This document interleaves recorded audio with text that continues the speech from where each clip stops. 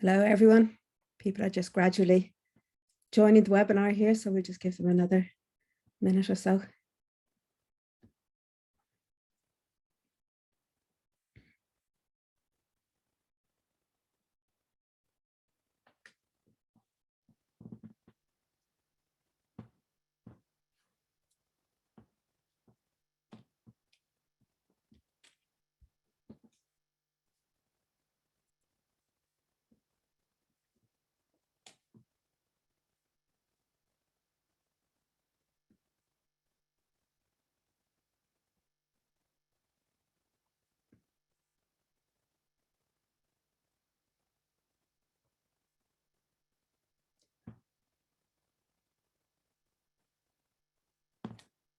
Okay, I think we'll get started. A few more people might join, but they can catch up, I'm sure.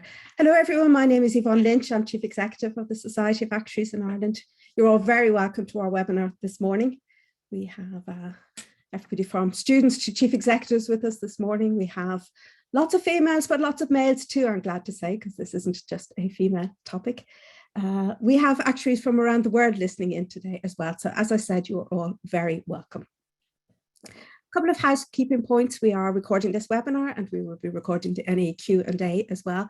Our plan is to make it available on ActiveView and on the IAA website after the event. We'll also put it up on our own YouTube channel and we'll send a link to any of the non-members listening in. The usual disclaimer applies unless they indicate otherwise. The panelists will be expressing their own personal views.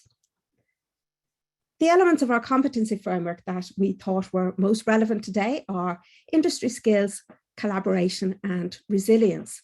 For the non-members listening in, the competency framework is a tool that we developed to help our members to identify learning and professional development needs and to identify suitable learning activities as well. It is available on our website if you'd like to know more about it, or indeed if you think it would be useful to you, you're free to have a look there and to use it. We'd love to hear your questions today. You can submit any questions using the Q&A function, which you should be able to see at the bottom of your screen. You can include your name or post anonymously, whichever you wish. We're also happy to hear your comments. If you just want to post a comment rather than a question, by all means, please do. Again, please use the Q&A function. We're not using the chat function or the raise hand today. If you have registered for this webinar with your full name, then we will have a record of your attendance. Under our own CPD scheme, we no longer require CPD to be verifiable, but we're conscious some associations do. Okay, so that's the housekeeping over with. Moving on then. So we're holding this webinar in anticipation of International Women's Day, which of course is next Wednesday, next Tuesday, rather, the 8th of March. And International Women's Day is a global day celebrating the achievements of women in business, but also across many other spheres, social, cultural, political, and so on. The day is also a call to action for accelerating gender parity. And to mark the occasion a little bit early, we're celebrating a milestone where, for the first time, but I'm sure not the last, the leaders of the Irish, UK, European, and global professional bodies for actuaries are all women. So what can we learn from these women and from their achievements? What do they think about the current state of play of the actuarial profession across the world in terms of gender bias and indeed other forms of bias? The theme this year for International Women's Day is break the bias. So what can we do to break the bias? What changes are needed from our professional bodies, from employers, from educators, from us, you and me as individual actuaries, to accelerate gender parity within our profession and within our workplaces. So let's meet our panelists and see what they have to say. I'm delighted to welcome today Roseanne Harris, who's president of the International Actuarial Association, Maria Kamenarova, who is chairperson of the Actuarial Association of Europe, Louise Pryor, president of the Institute and Faculty of Actuaries, and our own president, Sheelagh Malin. So to start off, I'm going to invite the panelists to tell us a little bit about themselves. Roseanne, would you like to kick off? Thanks, Yvonne, and thanks so much for inviting me to be part of this event today. So I'm in sunny Johannesburg in South Africa at the moment. And I'm, as you said, I'm president for 2022 of the International Actuarial Association, and it really is a great honor for me to step into this role. I've been an actuary for 27 years, and I must say I feel really fortunate that I really love what I do. I studied at Wits University here in Johannesburg, and I'm still tied there because I teach at the university I studied at. And I found out about actuarial science when I was in my last year of school. I was wavering in my ambition to study law, so I decided that I'd rather do something with maths and science, and I'm really glad that I did. I qualified through the Institute of Actuaries in 1995. At that stage, we didn't have exams in South Africa, so I was qualified through the Institute, and I started my first job as a secondment to the health administration subsidiary of the company who'd given me a bursary for my studies. So I found myself applying my newly learned actuarial skills in the field of healthcare, which was quite early on for healthcare, because that was back in the 1990s. And I was fortunate to learn also some of the do's and don'ts about managed care from a joint venture that they'd formed with one of the largest US health insurers. But what happened was I found myself moving into a senior management role at quite a young age. I was 26, and I found myself managing people more than managing numbers, and not doing the fun stuff that I'd studied to do. So I decided to start out on my own, and I built an independent consulting practice. And I was very lucky because this gave me the space and flexibility to do some of the other things that I enjoyed, like teaching and volunteering in the profession, and also raising my daughters.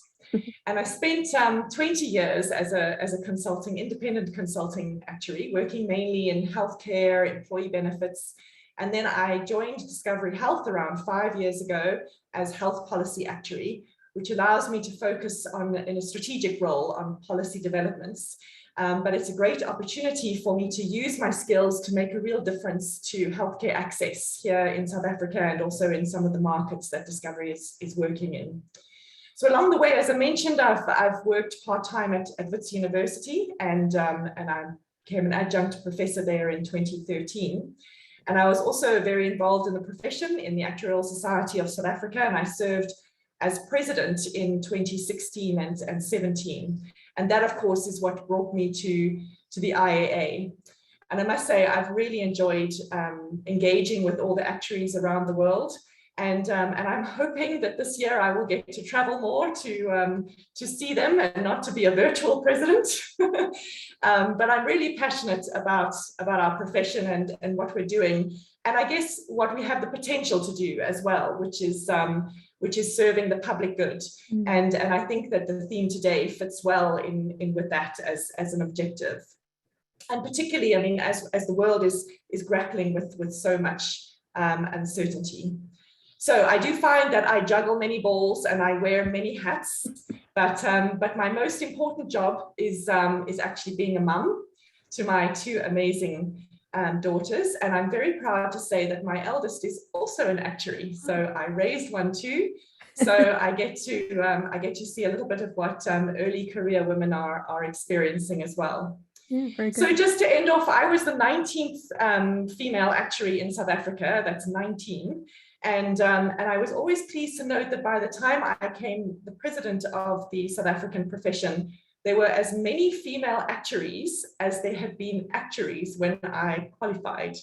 So we went from a small number to a bit of a bigger number, but still some way to go. So it's wonderful for us to be celebrating female leadership in the profession today. Thanks, Yvonne. Super. Thanks, Roseanne. Maria, would you like to go next? Yes, thank you very much. It was a very impressive introduction from Roseanne. Thank you very much for inviting me. So I'm happy to be in here and to represent the European Actuary Association. So my name is Maria Kamenarova, and I'm coming from Slovakia. I am currently based in Bratislava, which is the capital city of my country. I am having 25 years of experience in actuarial field, being an actuary. And I started my career actually working for a government in a pension area. I was doing in supervisory unit over the pension funds at very early stage of this industry in Slovakia. So doing basically assessing licenses for a pension funds. We just started there. But very soon I started to work for insurance company where I made various roles, from the pricing actuary, valuation actuary, product management as well, and then doing embedded value, ALM, everything basically linked with life insurance valuation. Then after I have a child, actually, my first son was 10 months, I accepted a more global role in Prague. So I settled to a new country in Czech Republic when I was become appointed chief actuary, and also a CRO when I was 29 years old. I must say it was a big achievement for me at that time, and I really have to thank environment, to my husband, of course, who helped me to raise our children, and also to the colleagues and the management, which was actually appointing me at that time. So after spending some time in Czech Republic, I then moved back to Slovakia and Bratislava, where I started to work for PNC company as well. And so I gained some PNC knowledge. I am acting also for our local Society of Actuary as a chairperson right now. Actually, I started in very early of my career, so I am linked with Slovak Society of Actuaries for 25 years almost. And in 2010, I started to be active more also in European Actuarial Association, and I become a chairperson there, currently acting for 1 year. As you might know, there is a rotation. Well, I am very proud to support our actuarial community in Europe and to actually bring diversity into our views, and to maintain the good voice for actuaries with our stakeholders. So I'm married, I have 2 children, I do running, I am a runner, half marathons, so I try to really combine many things together. Thank you. Very impressive too. Sheelagh, should we move on to you? Thanks, Yvonne, and hello, everybody. Well, I'm president of the Society of Actuaries in Ireland. I'm the first president that's only allowed to have a 1-year term. It's probably a good thing for me where I am in my life just at the moment. I started my actuarial career at a very young age. I was 17 when I joined New Ireland Assurance, and found it a little bit challenging at first in terms of combining study and work, but we had a great atmosphere there at the time. So I worked in life assurance throughout my executive career, which I think lasted about maybe 34 years. And then 5 years ago, I decided to become, I suppose, freelance and take up some independent, non-executive director roles. So I did that for 5 years, and I've just recently retired from that activity. I suppose in terms of my career choices along the way, what I would say, if I look back at key moments where I made decisions, there's probably only maybe 4 of those. And I think it was generally, an appetite for change was what drove me, but also a desire to kind of prove myself, maybe a little bit of the chip on the shoulder. Being a school leaver with kind of the minimal requirements to actually join the profession, I kind of was maybe a little bit determined to prove to myself mostly, but also to other people, that I could actually kind of move on to something new, both a new type of role and in a new type of company as well. So yeah, and certainly I found the non-executive world very rewarding as well. And I chaired the Health Insurance Authority for 5 years, having been on its board for the previous 5. So I guess in terms of my interests, I'm a bit of a culture vulture, I think. I do love the theatre. I love all types of music and art. And so I do often just go off on a whim to visit some exhibition or a concert. I did actually book a trip yesterday that the germ of the idea only started yesterday, and I'm already off next week for a little mini break. Don't waste any time. I'm sure you can't wait to be able to go to lots of live events again. Yeah. So Louise. Well, I must say, listening to Sheelagh, retirement sounds like a good option at this stage. Very happy to be here. I started my actuarial career just over 40 years ago. It's dreadful to think now, it doesn't seem that long. Having said that, I haven't been an actuary for 40 years by any means. After I qualified, at the time I qualified, I think there were around 100 women actuaries qualified in the institute, a lot more than that now, obviously. After I qualified, I actually decided to go and do something else. So I went off to did a PhD in computer science and artificial intelligence, and worked in that field, both in academia and software for a bit. Found myself coming back, partly because I was involved in a software company that was doing risk analysis software. And also because working for small startups, you get very fed up when they go out of business and you're out of a job, and that happens over and over again. So I then freelanced consulting to actuaries on how they use software and especially spreadsheets. And in the end, though, I decided I needed to get back to having a proper job, and ended up at the FRC in the UK, the Board for Actuarial Standards, where I led the development of the UK's technical actuarial standards. And since then, I've been freelance again, not very heavily actuarial. I do a bit of work on pensions and social security reform in developing economies. Mostly I do volunteer work on sustainability. I'm very keen to get actuaries understanding the risks, the sustainability risks, and making sure that we do that, we take those into account in our everyday work, and also what we can contribute. And like Sheelagh, I've moved mainly non-exec now, so I'm on the board of, and I'm just about to be the chair of, a sustainability focused building society.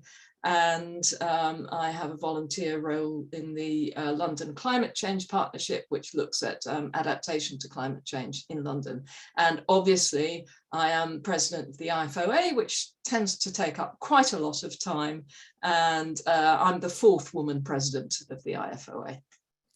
Great. I think climate change is something we might come back to later in the webinar. It's interesting your comments there about startups. I'm sure having to reinvent yourself after a few startups is certainly good for building resilience. Okay, so let's take a look now at the current state of play in the actuarial profession in terms of gender-wise, proportions of females and that. I know, Maria, you've been looking at some statistics across Europe, haven't you?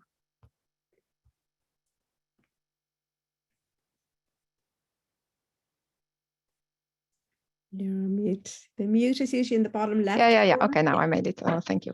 Yes, I have collected some interesting statistics about the female actuaries in European countries. So it is data from Actuarial Association of Europe. So seems that we have quite variety of female representations in qualified actuaries or member of the society.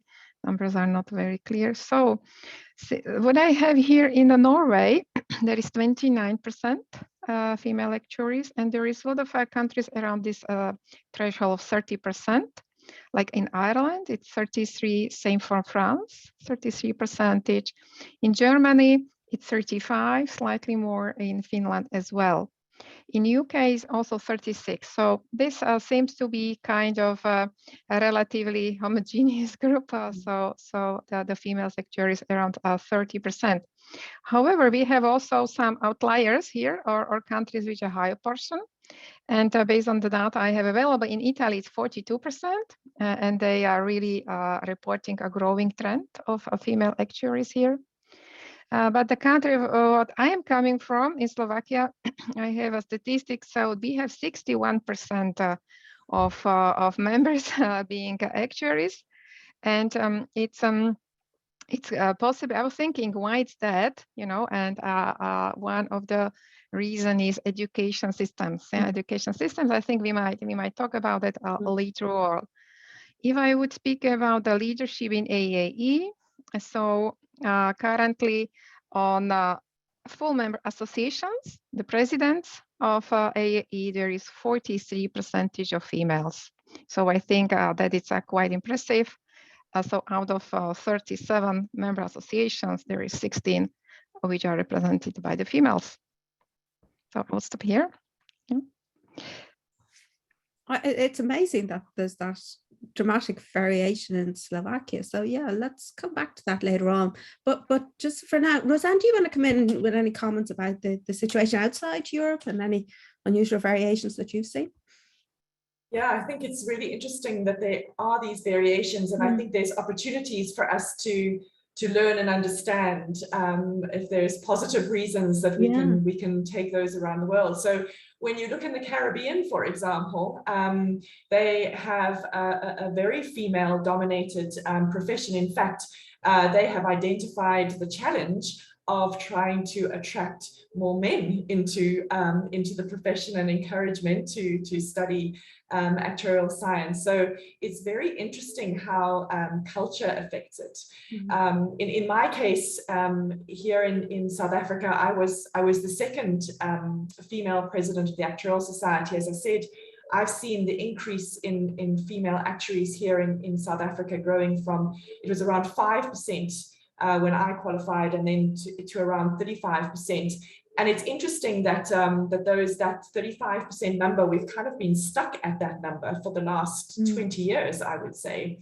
And it's interesting that it kind of mirrors where a number of countries are also at that level, and perhaps it's to do with the pipeline, as you mentioned, in terms of people coming into the profession. So certainly I think this is something that we do need to unpack to understand how do we attract women into the profession, and how do we give them that resilience to stay the course, as it were. Yeah, and just thinking about how that plays out in practice and the impacts it has, then Sheelagh, if I can bring you in, and within the profession or within the fields where actuaries work, what examples of gender bias have you seen, and why do you think they arise? I can't point to any specific gender bias. It's more the outcomes, I guess, of perhaps unconscious bias. And obviously we're all becoming much more aware of the different influences in terms of decision making. But certainly, I suppose, around board tables, I think the Central Bank of Ireland here has been a great advocate for diversity in all its forms, and specifically gender diversity. I guess that's one that's more easily measured. And I think as a result of that, many companies, make a point of appointing at least one female non-executive director. But very often around the board table, you also have, some executive directors on the board, as well as directors that are non-executives that are representing the parent company, and very often they are 100% male. So you can be sitting in a boardroom and be the only female director. Now there will be other typically also what I've seen, I've just observed maybe across the insurance sector specifically, there's a tendency for women maybe to take up the second line of defense roles, like the chief risk officer, the whole function, the compliance officer, more so maybe than the first line roles. So I think there is, I don't know how much of that is our own biases or kind of the imposter syndrome that, if we don't see the role models, that we don't think we could be the sales director or the CEO. I think that does have an influence. And just to mention, I guess, within the society itself, we do have a good gender balance on council. We've got 6 women out of 15, which is 40%, which is great. But there was, again, some research done a few, I think it's maybe 2 or 3 years ago, just looking at overall statistics of events and committees within the society. And it did point, even within the society, so even within the technical sphere, that there's a tendency, for lower percentage of females on the more technical committees compared to the member services committees. Is that something that you see in the IAA as well, Roseanne? I think we're certainly seeing a lot more women coming into the leadership in the IAA. I'm pleased to say that I'll be followed by a woman president as well. So Micheline Dion from Canada is the president-elect. And I'm also pleased to say that our executive committee has 5 out of the 11 members who are women. So that transformation is taking place. And I think, as you say, the visibility of that transformation taking place then perhaps encourages and drives, accelerates the change. Because there is certainly a need. I mean, you referred, Sheelagh, to that imposter syndrome, which I think affects all of us. I mean, I know that is something I have had to talk very firmly to myself about at times, and so there is a need for us as women to kind of stand up and demonstrate that we can do it, and that we have technical competence, but also, I would say, this combination of being diligent and rigorous, and also in the empathy that we have as women. Actually, I believe that makes us really good actuaries. And so in terms of fulfilling our professional promise, women have a lot of value to bring. I mean, I think it's important that we don't suggest that there are roles that are more suited to men or to women. You know, I certainly wouldn't advocate for any kind of reservation, and the whole point of diversity is actually non-conformity. I mean, we shouldn't feel, as again we may have felt earlier on in our careers, that in order to progress we need to act in a more masculine way as women. In fact, we should embrace the diversity that we bring, because that's making that space and creating that sort of inclusion is almost about celebrating those differences and integrating the different thoughts and ideas, rather than having the conformity. So I think, yes, it is a combination of the space being available, but also the women stepping into the space that is made available. And I mean, we've touched on it already, but I can't stress enough how important the education aspect is. I mean, I see that particularly in the region that I come from, access to good mathematics education as a fundamental foundation to, and just generally awareness around what we call the STEM professions, you know, science, technology, engineering, maths, and breaking down the gender stereotypes that those are professions that should be male dominated. I mean, I certainly studied in a male dominated classroom, and I hope that women and girls who are keen on maths don't find themselves in that position now. Well said. And Louise, I could see from your reactions there that some of those points really resonated very strongly with you. Completely. I do see quite a lot of variation around in the extent to which women are active participants and take up leadership roles. Interestingly, I'm seeing in the sustainability field within the actuarial profession, certainly in the UK, many more women are involved and are leading there. And I do wonder if that's because it's not an established field. So it's, if you like, it's a fresh area where there isn't the precedent, and maybe some of us women are more open to trying new things because we don't necessarily see a path ahead in the old traditional ways. I think that's something to think about. But I do think that this diversity aspect, and I know we're going to get to this later, but there is certainly in the leadership field, I hear people talking about the need for gravitas or the need for credibility. Now, those two terms, I think, are both quite difficult in this context, because gravitas, especially to me, sums up a slightly solid, middle-aged, probably white man. You know, it's not say a younger woman, it's not somebody from a different ethnic background. Gravitas has a very particular image, and I think credibility can be a coded way of talking about being acceptable to other people, what you think, you know, and again, that maybe rules out diversity. So I do think we have to be careful about what we expect of our leaders, but we as women have to be sure that we do remain ourselves and not be scared of introducing new ways of doing things. Yeah, I suppose, and be mindful of how we engage with other people, and are we being, you know, recognizing differences as having value rather than, as you say, expecting everybody to conform to some sort of norm. Yeah. Yeah. Okay. Maria, can I turn to you about wider societal factors driving inequalities? Can you talk about some of those and maybe what can be done about them? Wider societal factors. Yeah. You know, wider society. So it's coming from some really stereotypes and also from the history, you know.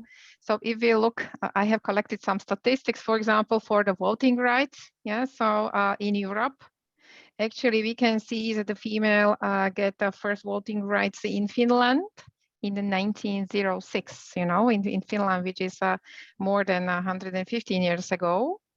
And if we stay into Europe, the latest one was in Switzerland, 1972, or even Portugal, 1974. It was almost the year when it was after I was born, you know. So in Portugal, they simply, many of us, you know, this is less than 50 years of having a possibility for females to influence the people who represent population in the country and who can also influence it from the lawmaking point of view.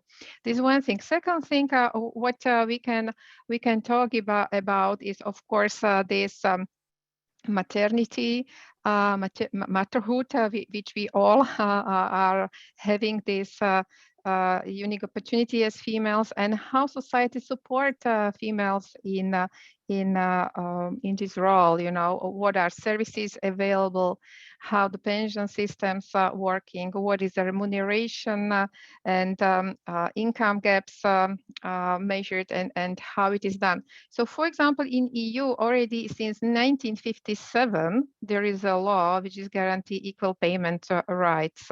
So it's more than 60 years ago, and you know, we are still as a society not there. So I would say there are many social aspects, also employment related aspects, and also, you know, this financial remuneration, which ends up to the fact how women are supported in doing the jobs which are very much time consuming. Yeah, how it supports part-time employment, etc. Well, so actually, interesting that you say that, because this question has just come in. Does the panel think there is enough research and understanding of the challenges of dual career management within families and how best to navigate them to ensure both people can succeed?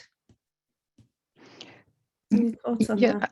I have a specialist here, you know, that's not particularly my level of expertise, but, you know, it is very much driven by society, you know, what is expected, what kind of biases and what kind of boxes females are put in. And many of us are really wearing more hats, you know, being mother, take care about the household, doing the career, doing volunteering job, also taking care about ourselves. And every person has this more roles, but usually, you know, certain aspects on taking care of children or of elderly people is more expected from females than from males. This is how it is, and we cannot say it otherwise. Yeah, it is a stereotype, and we need to talk about that, and we shall influence the policies that females get more support or be more recognized for unpaid work it's done. They are doing for the communities. Well, maybe it's also a matter of supporting the men. Certainly over the last number of months, I've noticed a number of posts on LinkedIn of men who had been given leave from their employment after the couple had a child, and they were able to spend whatever, 3, 6, 9 months off and spending time with the child, and they were deeply appreciative of it. And so there are some employers are leading by example in that, and I'm sure that in terms of the loyalty that builds from their workforce must be enormous. So it does seem to be rather a win-win. Yeah, I mean, I spoke in my presidential address about my husband, who was the primary caregiver when my daughters were young. And I referred to him very much as a role model. And I think that is, we need more men to be that type of role model, to take over, to share things 50-50, or even be take on the majority of the load. And there's, I think, I know my husband Connor, he got slagged off, to use an Irish term, a lot in the workplace for that, for your day only starts at 10 o'clock or something, because he was dropping the kids off, and I think that's very unfair for one thing, but I do think it's a snowball that I hope will grow, so that we do have more parity and there is less stereotyping around those roles. Yeah.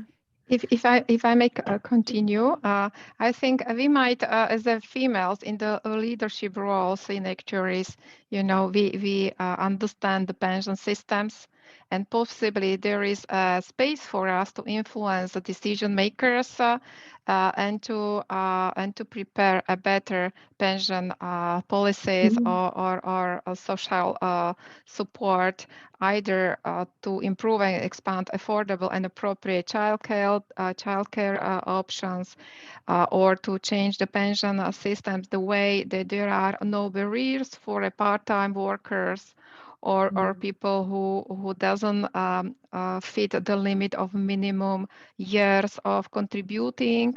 This has impact on pension systems, or ensure that pension rights after divorce are differently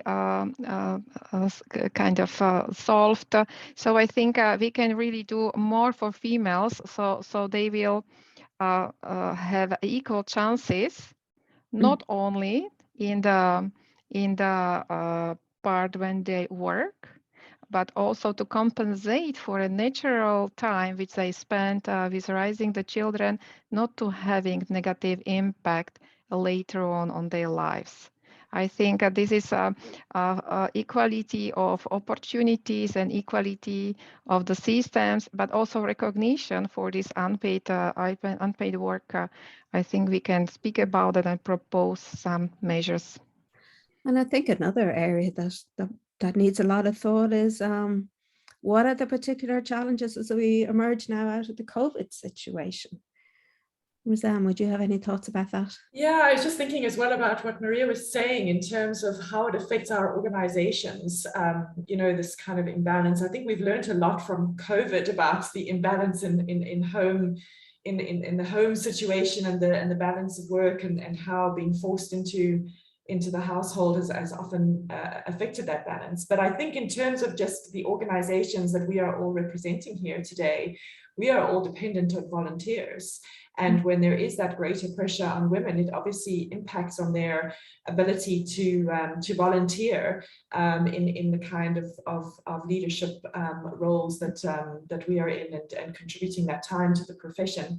But having said that, I really like what Maria is saying as well about the fact that we shouldn't just be thinking about diversity from the perspective of how the profession looks, but also what it is that we do.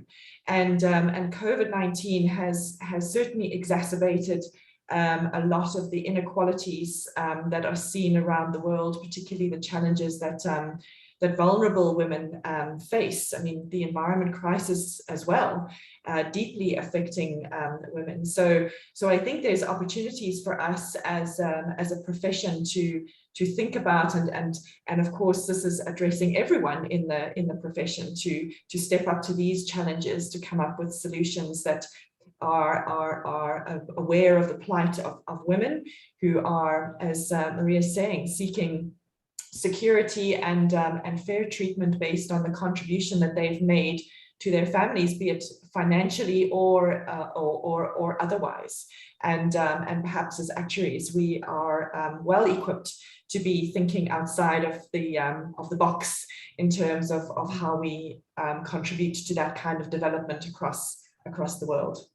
And there's a comment has come in here related to that. In Ireland, most actuarial work is based in Dublin, which means a lot of female actuaries don't have much family around to help with the family workload, which adds extra burden to women. I would hope the pandemic gives opportunities to people to work across the country, and with that added support. And more flexibly. Yes. And more flexibly. Yeah. Yeah. Says, the person says, I imagine it's the same in other countries. I imagine it is all right. Louise, did you want to come in on any of that? No, you're okay. Okay. I'd bring you in on another question though, Louise, which is the question of gender quotas.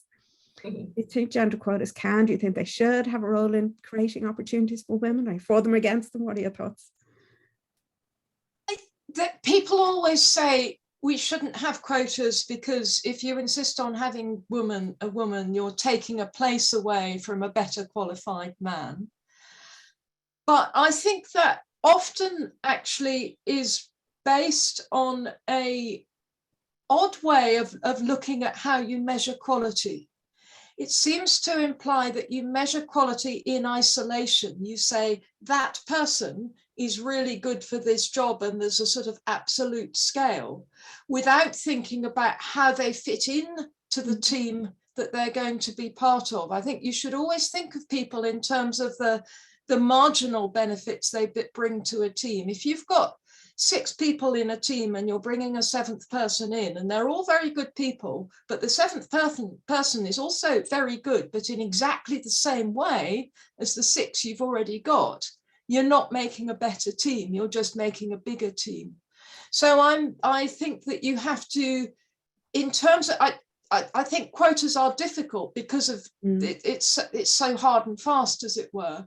But I think that it does help to think about what diversity have we got in the team? What extra is this person going to bring? And also, I think we have to think very carefully before we say, well, we always, of course, look for the best person. There are an awful lot of, to be honest, mediocre men in powerful positions, in high positions, in leadership positions.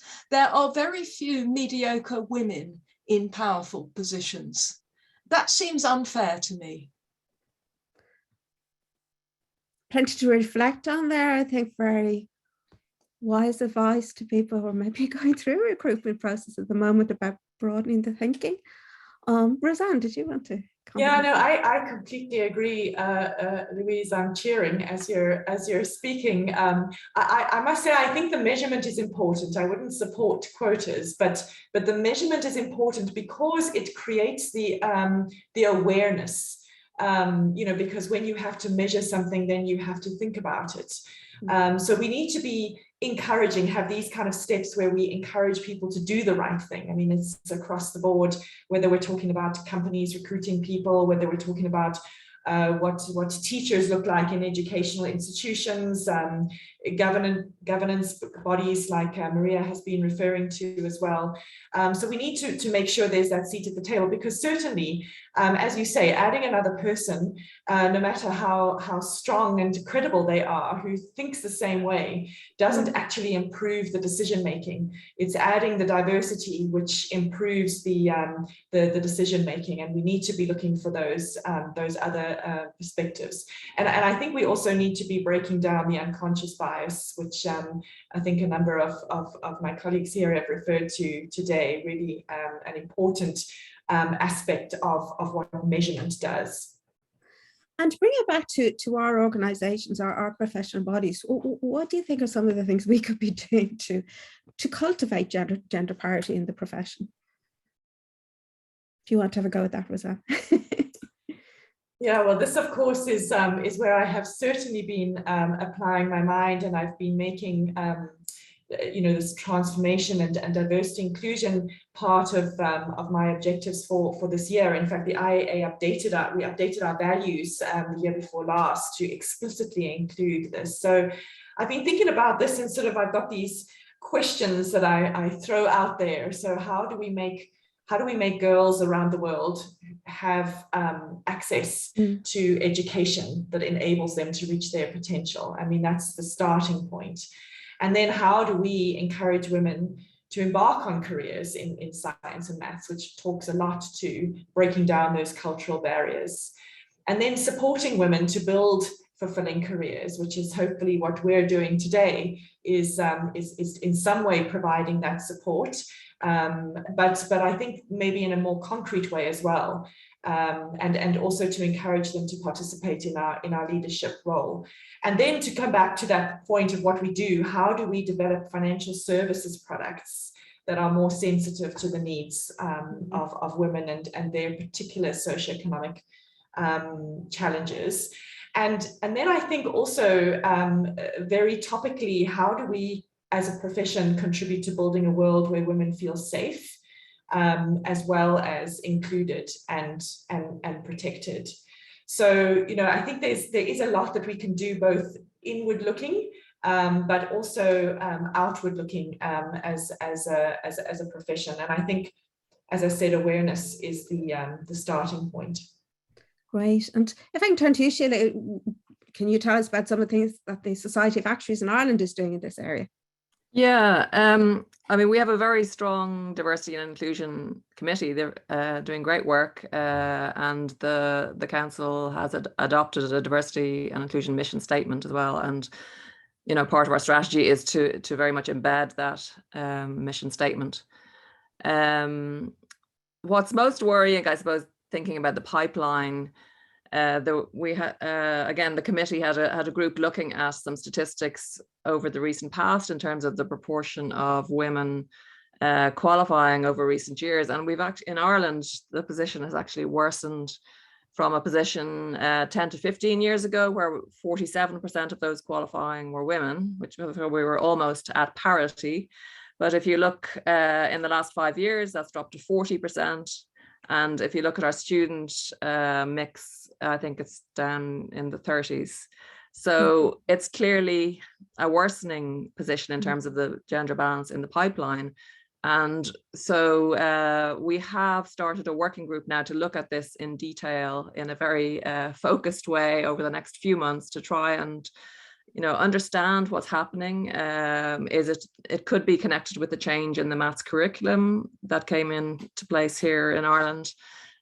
We have looked at other professions, how our situation compares with them. Certainly the accountancy profession seems to be a lot better in terms of the balance in its pipeline. So it's definitely a worrying trend. And so in addition to that working group looking into that, we are also aware of the need, you know, at quite a young age to influence girls, because, you know, their views are formed at a younger age than we might think. So certainly we're looking at a transition year pilot to see, and that will be very much focused on kind of encouraging girls to look at the actuarial profession even just to become aware of it as a potential career choice. This might be, thank you, Sheelagh. This might be a good time, Maria, to come back to the point you were making earlier about how in Slovakia there's a higher percentage of females among the membership, and that the education system, the entry route into the profession is perhaps a bit different than in other countries. Yes, thank you very much, Yvonne. Indeed, so when I was listening our colleagues here, I really need to say it. So in Slovakia, the university which provides actuarial education, we have two kinds. One is economic university, and the second one is a mathematical, more mathematical university or faculty with more technical science, so mathematics, physics, and informatics. So I must say that the basis of the students and the bias which is coming from these two universities is very much obvious. So if we look to the percentage of women which are studying in economic university, which is perceived as less technical and more like human kind of this software scientific based university, we have there a basis where more females are applying for studying the economic university, and in that faculty which is providing education, accounting is our neighbor. So I must say that those females who are, or girls who are feeling that they are better in mathematics, and they choose later on in specialization to go for actuarial science. And therefore we have it for 25 years like that. We have strong, I would say, supplies from graduates of females. While when we look on the graduates from technical university, from mathematical university, it is just the opposite, because the basic people who are applying, or students who are applying, are simply male. So it is more technical, and it is perceived as more demanding to finish the university. So this is my observation. If I can say for AAE, because I didn't mention that yet, so, and of the various diversity criteria, I must say in 5 years ago, there was a change in approach in Actuarial Association of Europe regarding respecting of diversity criteria. And it is the way how the nomination panel is approved its rules. It was approved by General Assembly, of course, and we are applying not just female or gender criteria, but also other criteria to increase the diversity aspect of AAE board or committees or nomination panel. So we are also looking to the aspect of English native speakers, non-English native speakers, on geographical aspects, because we are representing the European countries, 37, and there are differences between the North countries and South countries, and West countries and Eastern countries. So these all criteria, I have to say, are applied for last 5 years, and actually we see the improvement on many aspects, and which increases the quality of our work, because it is not just few associations who determine our positions as actuary in Europe, but we are really having more contributors, and I think that it's at the end giving better output. So I covered 2 topics. Hopefully it's okay. Thank you. It's a wonderful achievement that you are having more female contributors, when they do have to, as we were saying earlier, many of them do also have to balance looking after family and so forth as well. I share of that. Maybe they have good men behind them. So we've talked a bit about some of the areas where our organizations might influence the pipeline coming on stream and so forth. Turning to the employment space, what changes could employers make to reduce bias and improve equality of opportunity? Sheelagh, do you have any thoughts around that? Yeah, I think this is an area where there has been quite a lot of research, around things like blank slates, in terms of the candidates, and having a diverse interview panel. So I think there's a lot of kind of practical things that employers can do. There's an excellent book that I would recommend called What Works by Iris Bonet, which I would recommend. Has lots of information about different research projects and different practical steps that employers can take. And it's really all about making, trying to remove that bias from the recruitment and the promotion processes, and having more transparency as well. I think, sometimes people don't even know that there's a vacancy, or that, somebody has handed in their notice, and that, that's going to result in a vacancy. The decision is almost made without people being aware that that's an opportunity. So I think that kind of transparency is really important.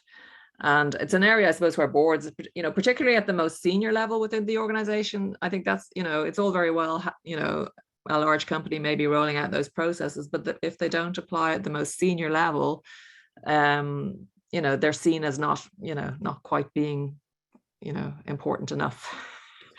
And I guess the measurement aspect is another area, I suppose, where boards can influence in making sure that there is appropriate data, in terms of both new appointments as well as exits. And it's a good measure of culture as well in terms of the exit, the ratio of exits within the organization.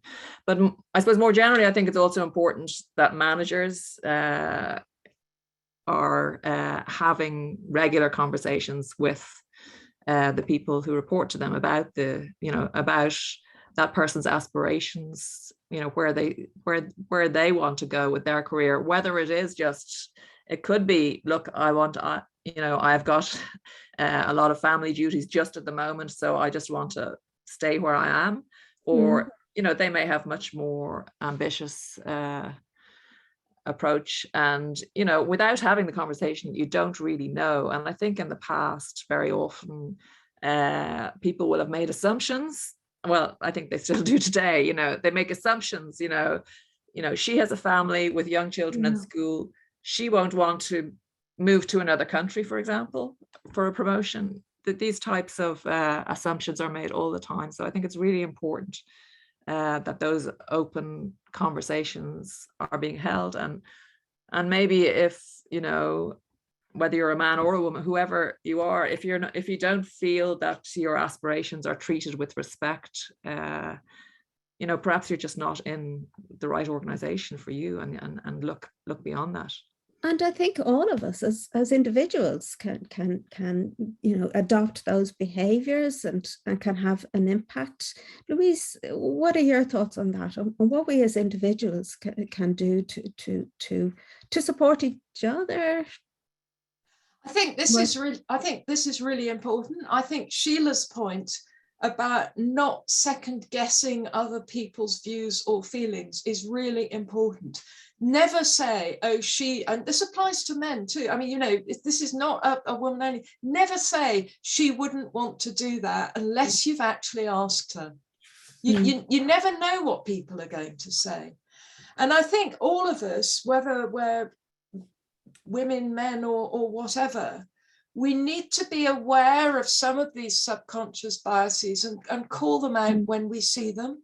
So be careful about the language we use. Be careful. And, if you're saying you're looking for someone with gravitas, what do you actually mean? What are you actually looking for? But also if you see other people making comments that are not appropriate, not supportive, call them out. Say, did you mean to say, or did you mean to imply that? And quite often, I think especially those of us who are older, we've got used to using certain figures of speech, for example, certain ways of talking of things, and we don't necessarily realize how they come across to other people. So it's quite helpful for someone to say to me, if I say something, Louise, did you really mean to say that? And I'll quite often say no, and think about a different way that I can say that make my point in the future. So, if you do it constructively and in the right spirit, I think people are very open to being helped in this way. But some people, I'm afraid, you do actually just have to stand up to and say, no, I disagree. And that's important. Having the courage to do that is important too. I see you nodding, Roseanne. I completely agree with Louise's point, but I do think in this era of cancel culture, it's important to look for what I would call the teaching opportunities as opposed to, the calling out opportunities. I've certainly found in my career that you tend to achieve that kind of transformation where people become a little bit more thoughtful about themselves when you have perhaps been a bit more sensitive to the fact that perhaps they're not aware of what they're doing, that it's not intentional, and give them the benefit of that doubt, but give them the opportunity to learn and transform.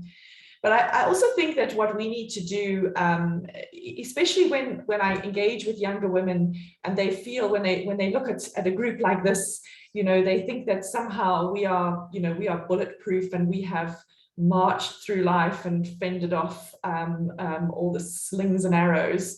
And perhaps, when we share in our experiences, that we share the lows and not just the highs. I sometimes feel that perhaps my husband and my children should be the ones mentoring people and sharing the tears and the frustrations that they get to see behind the scenes, and the frazzled days when everything just doesn't work out.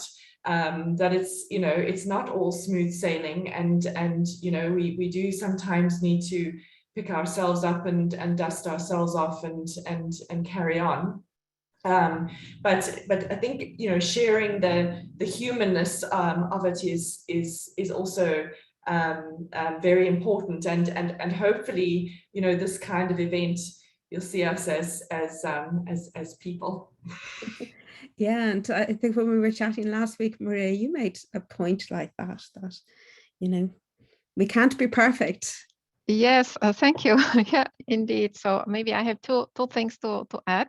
One as a risk manager, and then second as myself as a person, how I do it in my life. Maybe I will inspire at least one or two people here listening. So first of all, as a risk manager, what employers can do, I think as a risk manager, I always say, if you want to achieve something or you want to manage some risks, so choose a good KPI or KRI, and manage by measuring, you know, to measure how far or close you are to your target, if you have some target in mind. So if you want to increase diversity, if you want to increase equal payment, or if you want to, because many companies, I think 75 companies are saying they are supporting equal payment. And if we might have a look at how they are doing. So really to measure, disclose, and then kind of see what is the output, and if we are getting to the statements which are made. Number one, you know, we know what is greenwashing. Maybe there is another equal payment washing, whatever. I don't want to make it slightly lighter. So this is one statement. What can employers do, and maybe also what we can expect from them as employees. Second one, you know, not to be perfect, or how to manage more heads. So my advice is not try to be 120% delivery and on every case and in every field you choose or the person you want to become. Yeah. So I often say that 80%, if I perform on 80% in certain aspects, is always more than zero. Zero means I am not involved, I am not there, I am not present. Even 20% is more than zero. But it doesn't mean we have to work as a leaders or we have to perform as employees on 80%. Sometimes, you know, if we do our, I don't know, as a runner, you know, I don't need to win every race, but just to participate is good for me, and it gives me satisfaction that I am able to do so. And the same is to encourage women or girls to be part of actual profession as volunteering. Yeah, you don't need to always deliver 100%. Sometimes 80-50% is always more than nothing. And you can choose whatever you want to become. You want to be 120% mother or 50% employee, you know, employed. Yeah, so those are the choices which you can do to make yourself more better and in various aspects. This might be a good point to bring in one of the questions that has come in. So this person says, excellent talk. Thank you very much. I've never felt any inequality being a female actuary until I had children. Any advice from the panel on how to silence the need to prove yourself and being able to show you can still do it all? Roseanne. Well, I can try and have give some help here. When I became a mother for the first time, I was actually still studying, and one of the challenges, which of course was not the plan, it you know, the best laid plans, of course, but I guess the challenge we have as actuaries is we do tend to be fairly competitive, and it is a fairly competitive field. And what I found that, I mean, I was still studying, and it was a very measurable pace of success was your exam performance. And so I kind of just checked out of competing with my peers and said, well, now I have, important aspect in my life, which is important to me, and I'm making that important to me. And I will make my own path and my own plan in terms of how I'm going to progress. And in fact, I ended up being, from an exam perspective, more successful than my classmates, because I was focusing on myself. And I think I like what Maria was saying about running. It's the same thing, right? When you enter a race, a road race, you don't enter it to win. I mean, you've got no hope of winning. But what you hope is that perhaps you will beat your last time. Yeah. And that or maybe you'll take account of the fact that actually I haven't been able to train as much, or I was injured last week. So, you know, if I can beat 70 minutes, I'll be happy. And so it is being a little bit kinder to yourself in terms of the goals that you're setting for yourself, and measuring yourself against those goals which take account of your circumstances. Because when you compare yourself to others, inevitably you don't have the full picture to actually make a fair comparison. We can be our own worst critics, can't we? Yes, indeed. Okay, there's several questions that come in, and we'll come back to them in a moment. But just before we do, I want to touch quickly on the whole area of climate change and sustainability. The UN has highlighted International Women's Day as an opportunity to recognise the contribution of women and girls around the world towards efforts to mitigate climate change and make the world a more sustainable place for all of us. In what ways do you think actuaries, and that might be male or female, can contribute here and can provide leadership in this area? Louise, I know it's an area that you're particularly passionate about, so we'll come to you first. Yeah, so I give whole talks on this topic, so I'll try and keep it short. Okay. There's two main. Well, there's a lot of things we can do. We need to make sure that we recognise the significant risks that climate change poses, and make sure that we pick those risks up in our day-to-day actuarial work. Just if you don't know how to handle the risk, you can't just ignore it. You can't say, this is a risk I know nothing about, so I'm not going to tell my client about it. You know, that is just not professional behavior. So that's something.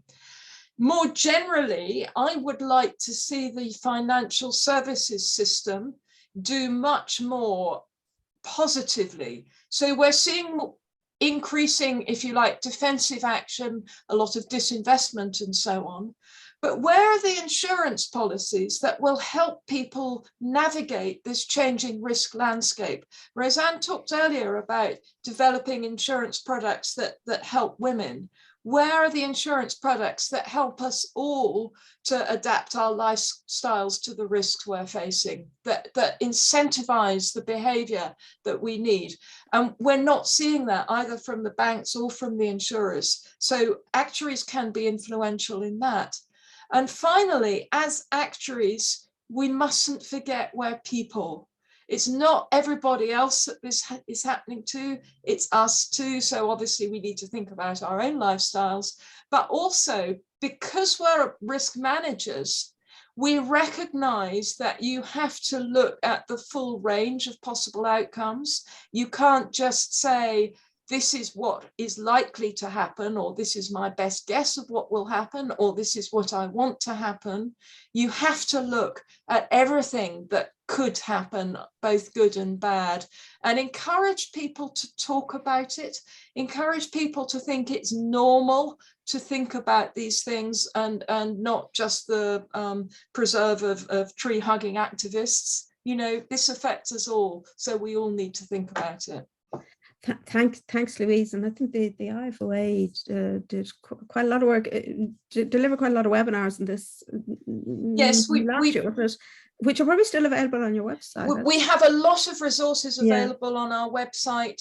We have curated reading lists. We have a lot of practical guides for actuaries working in different fields, webinars, and for our own members, of whom I'm sure some of the audience here is our own members, we do have a sustainability course starting this month. So yes, we're doing quite a lot in that area. And I know the AAE is doing work in this area as well. Maria, would you like to talk about some of that? Yeah, thank you very much, Yvonne. So AAE, we created a working group, which is covering climate risk and sustainability risk together.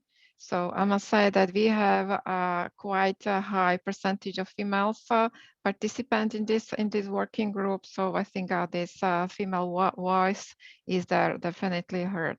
So we don't do particularly anything special for aspects of women there, but we are really as we work, we are doing it naturally. So in important aspects, what we do in advising the policymakers and possibly our employers how to deal with climate risk is really to understand the risk and to do measurement and performing the own risk assessments and risk identification and finding the vulnerability of in the balance sheet of insurance companies.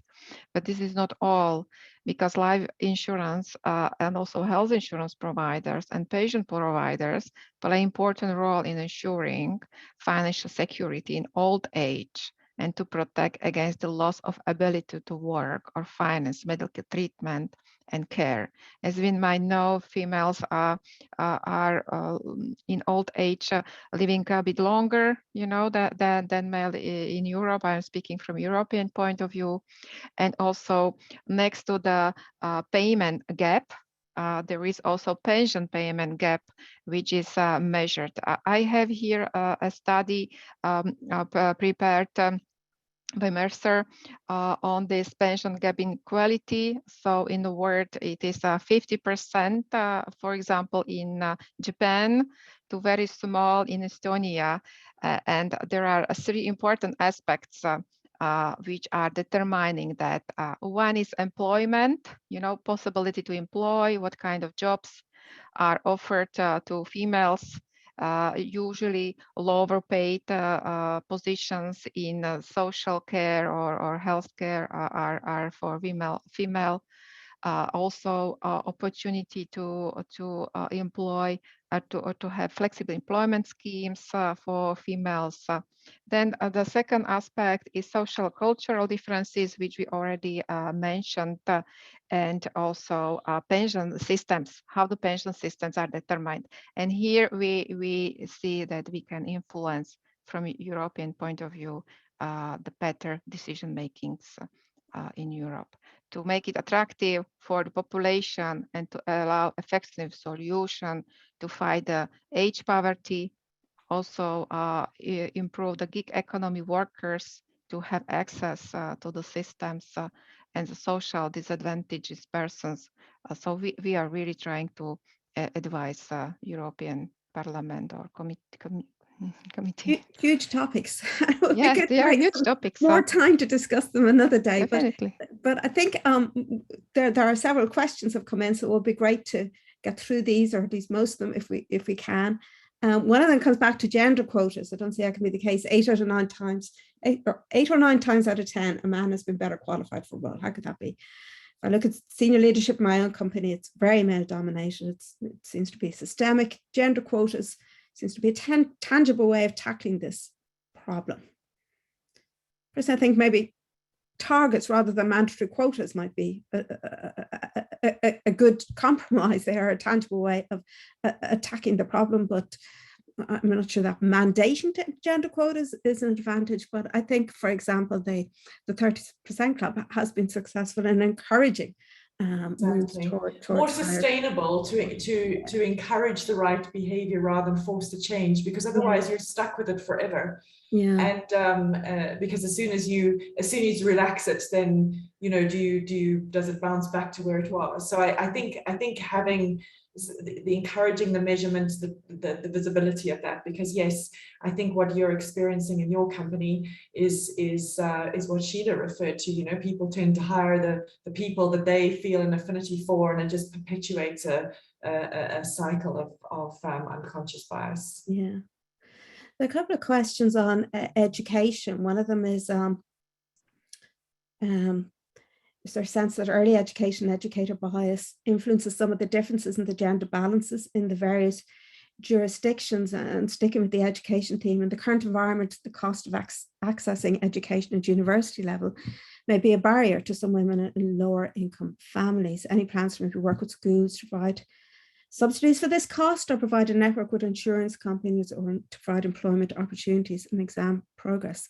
Louise, you have your hand up. Would you like to jump in there? Yeah, I'd like to come in on this. I think both these things are actually really important.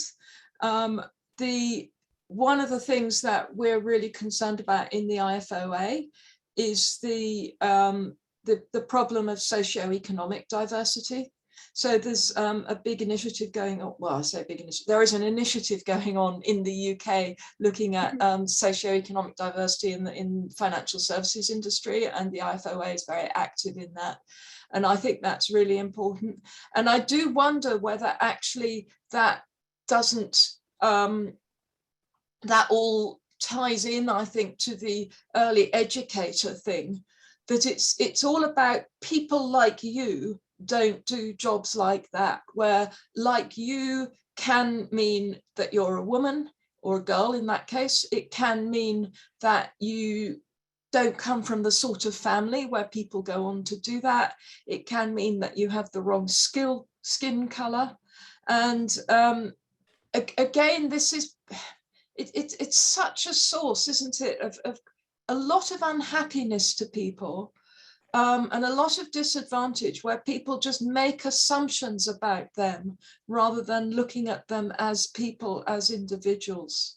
And, you know, obviously it's a systemic problem, especially as I suspect in the education system and everything, but we all have to try and do something about it, and try and look past those barriers in our own minds. I mean, I'm sure I'm not immune to this, and much as I think all of you here know about it, I'm sure we're not immune to it, and it's something that we really have to work on.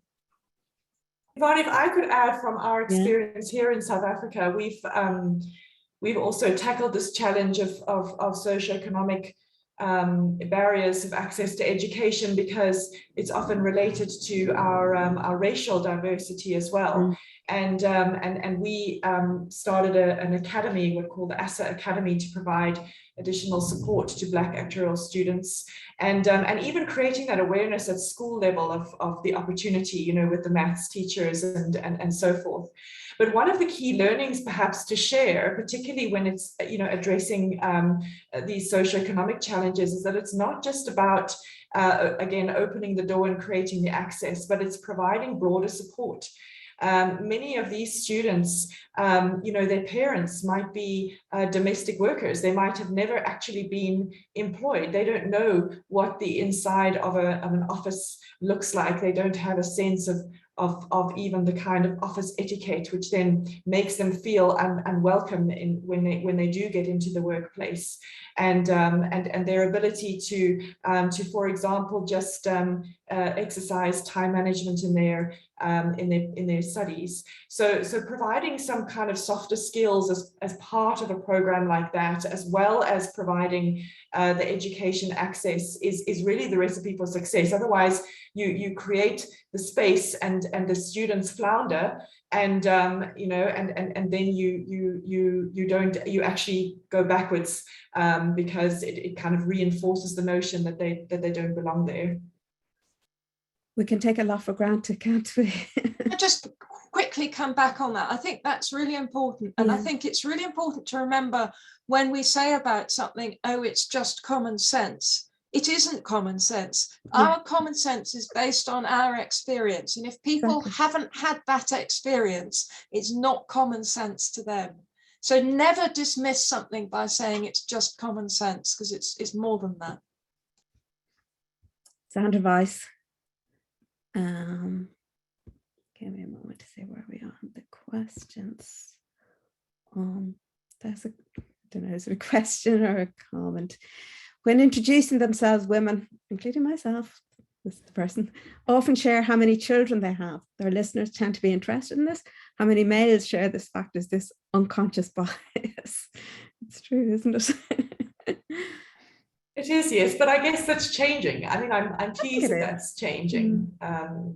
Yeah, but it is an interesting point. But perhaps it's because that's what we're most proud of, as we should be.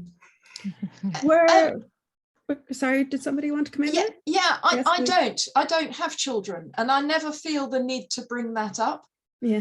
And I never feel the need. So to me, that isn't it's just not something that's part of my life. So it's interesting that so many women feel that children are such an important part of their life. I don't feel that there's anything missing from my life. So yeah, I don't know. I don't know how. So we lost the end of what you said there, Louise. I was just saying I don't know how helpful that is, but it's just an observation that I don't feel the need to talk about children in that way. Yeah, it's interesting. Yeah, it is interesting. So I don't do children, and I remember not pre-COVID, but being at a breakfast seminar. It was run by a legal firm, and there was, chat and coffee beforehand, and everybody around me was talking about their children, and well, I don't have children, and I thought, I had to be left out. I suppose we just have to all be mindful of different situations. We're all different. We're all different. And celebrate the differences. Yeah, that's what diversity is about. Okay, we're kind of coming to the end of our time, so we might wrap up with so one other question's come in. I've thought maths in Ireland. A lot of parents excuse girls from maths. Girls aren't as good at maths. Many do pass maths as the earlier option. There's been some very interesting research recently as part of the Growing Up in Ireland survey, and it actually found evidence that mothers tend to have a lower expectation of their girls' performance in maths, which is, that's an example really of bias and purely unintended bias, I would think. But so there are, there's a lot that we can research and learn from these studies. Maria, yes? Yes, I can say something to that, maybe something for future, what we might think of. I just speak for myself. I'm not, because we don't have it, we don't do it right now. It's very important to explain to females or women how we are investing, also how the decisions are done about taking care about the pensions, our future pensions, and how mathematics is also important, and risk-taking is investment, and to influence our future with this education. I think it is not just having a math, but also in general interest about these topics, and possibly we might cooperate in future in some organizations who can help to bring this topic by the language which is much more acceptable for our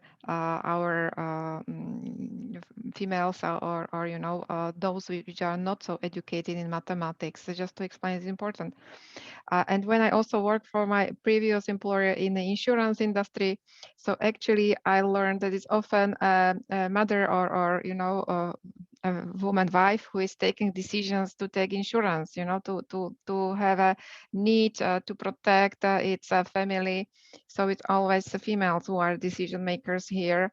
So that's something possibly we can use it. I don't know as it is in our countries, but it's important in our industry in insurance to really target this group. Okay, I think we will move to one of the questions raised as the wrap-up question. What kind of advice would you give to your younger self? Maybe how would you advise people to make the most of the career opportunities, the life opportunities ahead of them? What springs into my mind, Yvonne, is yes, you can. Yes. So we often do doubt ourselves, and I do have to sometimes give myself a big talking to. So I would certainly say that you should work on those things that give you confidence, the things that make you feel good. And when you are working in a space and in an area that you enjoy, then usually that's where you will find success. True. Maria, would you like to go next?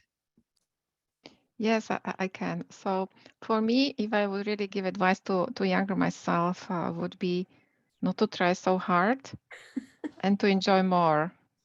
This is what I would really would like to know maybe 20 years ago, because I was really in the pressure very young, as I told you, and I thought I really need to work 150%, and yeah, that's never good if it is long term. So that's be courage and not shoot for or not go for 100%. 80% is always more than zero. I think this is my current in certain areas, my current principle. Well, thank you for sharing that experience and that advice. You might have saved a lot of people a lot of pain and angst.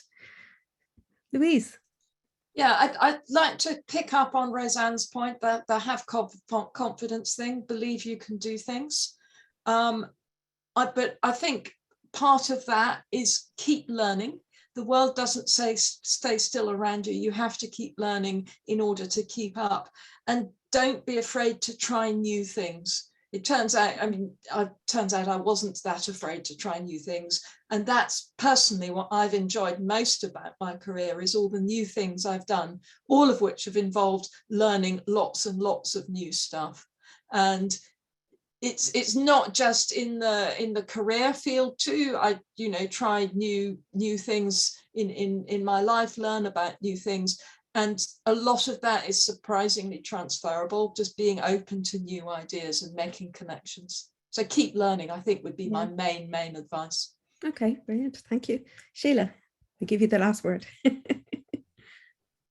Yeah, I think it would probably, it's very similar. I mean, I could have answered in the same way, but I would guess, just to add what's been said already, I suppose it might be about being clear about your objectives for the next 5 years or so, and not just in the work sphere, but thinking about the overall balance in your life as well. And then once you are clear about that, to have a network where you can get kind of support and constructive feedback, I suppose, in terms of what you can do to improve just in those different areas, not just in the work area again, but maybe in terms of recreational activities or whatever it is, just to always be open to other people's perspectives, because you can live in your own brain a little bit too much. You've all given us food for thought there. You've all given sound advice. I found this morning's session really, really interesting, really inspiring. I go away now feeling quite uplifted as I start off in the busy day. We've all invested, I suppose, about 90 minutes now in thinking about gender equality and thinking about equality more generally, both within our profession and within our world more broadly, maybe to really make use of that investment. What we should all do now is maybe reflect for a few more minutes on what we can do individually to break the bias, and maybe commit to one action. In that, I have a particular ask for the female members of the society who are listening in. Over the years, we've run lots of seminars and conventions, and invariably somebody says to me afterwards, great event, fun. Pity there weren't more women presenters. It really is a pity, because we have so many articulate, engaging, hugely knowledgeable women in our membership. So my ask to you is to think about that. Could that be your one action, to step forward and present at a CPD event? In doing so, you would raise the visibility of the tremendous female talent within the profession. You would shape perceptions of the profession, and maybe you'd encourage other women to step forward as well. So maybe give it some thought.